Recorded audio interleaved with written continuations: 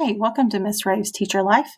Today we're going to look at a couple of Google Forms that I use in on both my Teachers Pay Teacher store and in real life in my classroom. Both of these forms are part of this product on my store. It's the master list. So today we're going to look at two of the master list Google Form products that they're available by themselves, but also as part of this larger product. We're going to look at the two service logs. Okay, we have a single session service log we're going to look at, and then a daily special education service log. So the first one we're going to look at is the daily one. We're going to copy. Each of those links is a forced copy. So you click on the link and it will make a copy into your Google Drive. So the first thing we're going to need to do is rename this. So we're going to name it 2021 service log.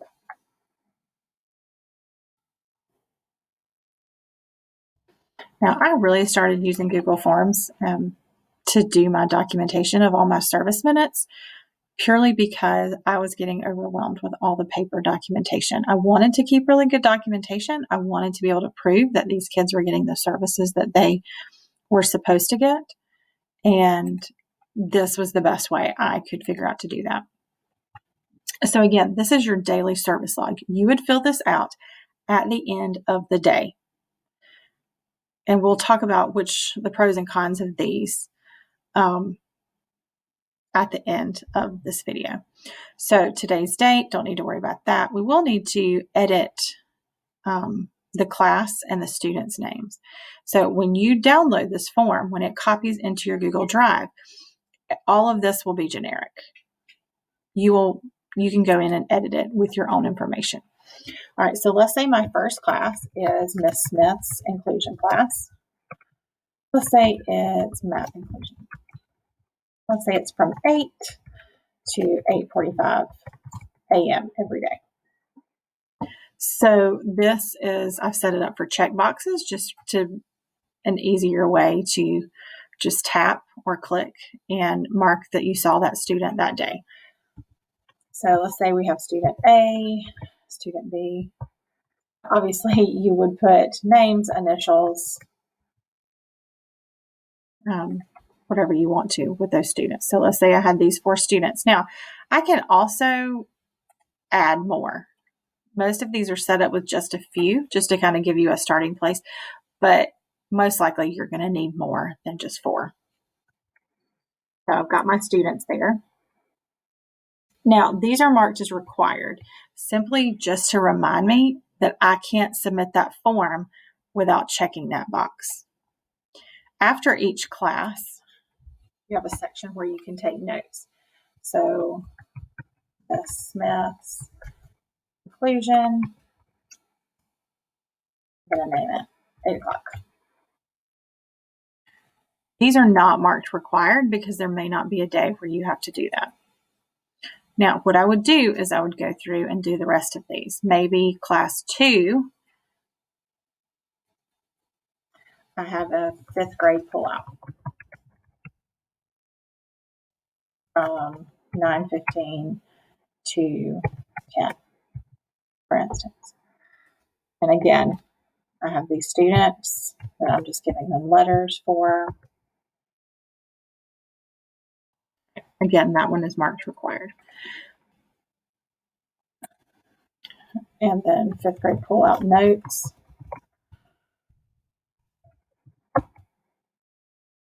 And it's not required. All right, so I would go through and do the rest of them. If you need more, what you could do is just duplicate this question. Okay, so let's say that I have more than 4 sessions a day, which most special ed teachers are going to have more than 4 groups, 4 classes, 4 sessions a day.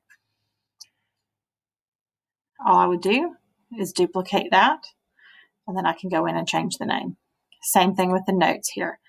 Click the dots, or actually, you don't need to worry about clicking those dots. If you wanted to move it, you would click these. Maybe if you wanted to put all your notes together at the bottom, however it works for you. But to duplicate it, you're going to click here. And again, you can do that as many times as you need to and move the questions around. Let's say I wanted it up here. There we go. So you can move them in whatever order works for you. All right, so if I was going to look at the preview of this is what I would give to myself. Save it as a home screen link on your phone is what I do a lot of times, or on your, bookmark it on your computer, on your iPad, however you want to do it. So at the end of the day, I'm going to pull up this form. I'm going to do a date, and I'm going to say, okay, at 8 o'clock, who is there? Student A, B, C, D. Oh, student B maybe was absent. So maybe we need to make a note to ourselves.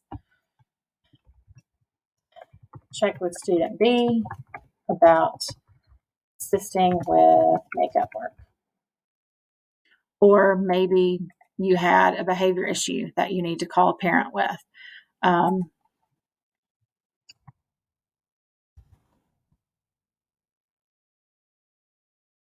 Any type of note you need to have to remind yourself.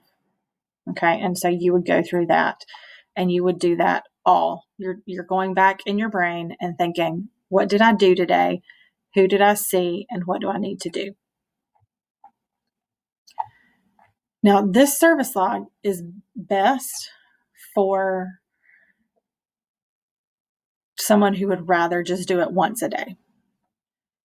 I'm going to go through and just kind of answer these real quick so you can see what it looks like when it's submitted. Let's say I saw everybody else that day.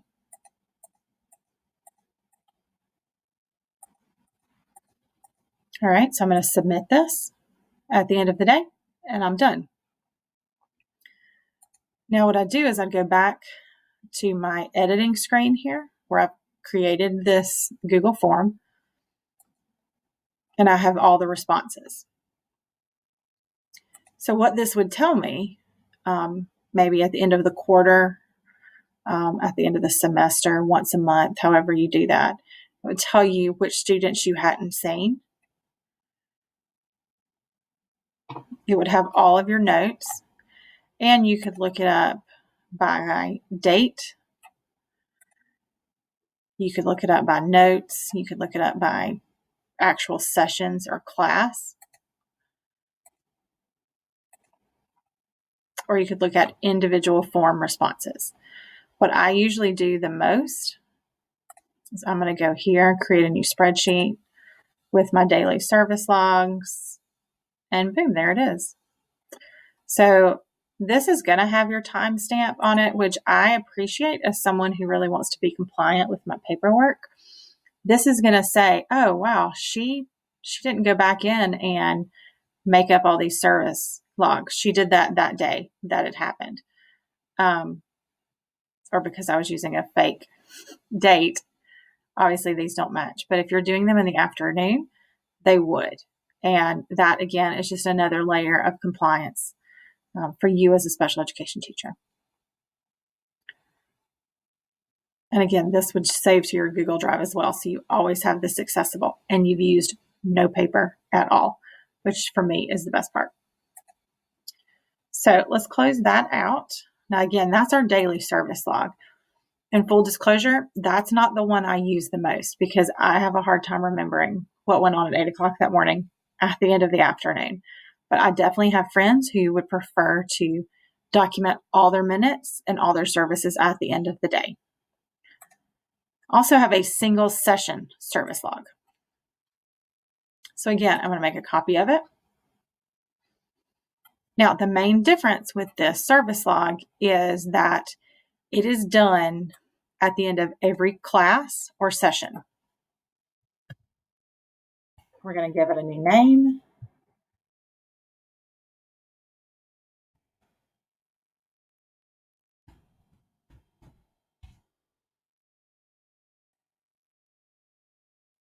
Now, with this one, which is generally what I use, depending on my setting, you're going to have your date, your start time, your start and your stop, because that is obviously going to measure how much time you spent with a particular student. So what I would do here for class and subject is I would go in and I would put down what are all of my classes, inclusion sessions, pull-out sessions, one-on-one check-ins, anything I have, all of my individual classes. So let's say I have 5th grade math inclusion. I have 5th grade ELA inclusion.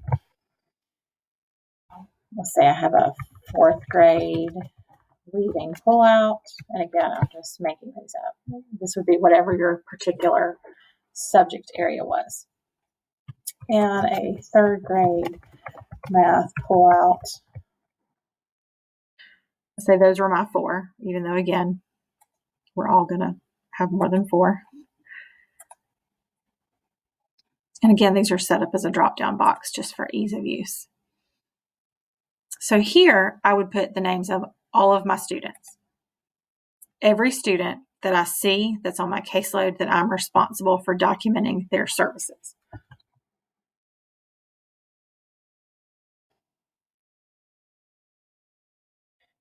Again, I'm just going through and giving letter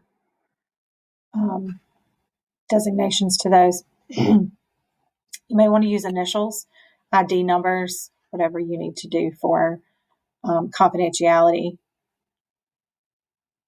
All right, and then again, I have the notes. Now, the setup for this one, I feel like is a little bit quicker. Again, maybe it's just because this is what I primarily use in my classroom, but I've also gotten lots of good feedback on the daily one too. So everybody is different in how they would prefer to do this. All right, so that's my individual service log. I'm going to preview. So this is what it would look like when it pops up on your laptop, phone, tablet, whatever. So let's say I started at 8 o'clock this morning and I finished up at 8:45 with a 4th grade reading pullout. And in that class, I saw B, D, C, and F students. And maybe I needed to remember that student A absent from school.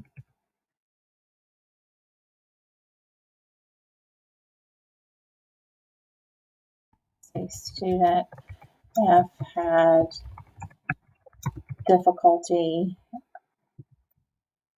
with the concept that I taught today, and I need to follow up with the regular ed teacher, just as a reminder. All right, so I've made my notes. And again, the notes are not required because there's some days you just don't need to. And then there's days where you need lots of room to document lots of things. So I'm going to submit that. And that's that.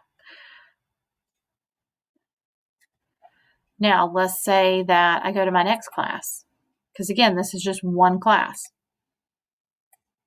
Okay, so at 9 o'clock to 9:30,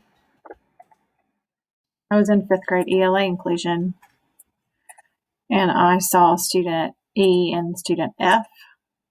I'll say I didn't necessarily need to have any trouble with the content, but make copies of class notes for the I'm going to submit that, and I would just continue to do that throughout my day. When I come over here to my responses, this is what it's going to look like.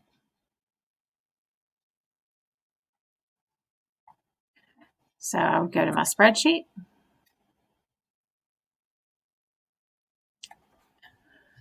I would create a new spreadsheet in this situation. There may be a time where you don't create a new one, but you just select an existing one that you've already made for this. And there's my spreadsheet with the start time and the stop time that I said that I was in the classroom for, the students I saw, and any notes.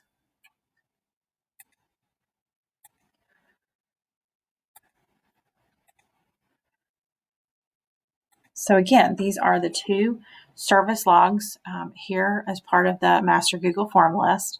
They are available as their own product if you just kind of want to stick your toes in the water a little bit with documenting services and not looking at some of this other stuff through Google Forms. I use very little paper, if any at all, to keep my documentation. And that way I don't have to worry about shredding things or forgetting or being caught without paper and pen. These are on my phone and always available. So the daily special education service log and the single session. I also have a virtual one as well. I'm hoping to do a video soon about some of the Google Forms and other ways to document services virtually, since that definitely is something that is at the forefront of special education right now. Thanks for watching.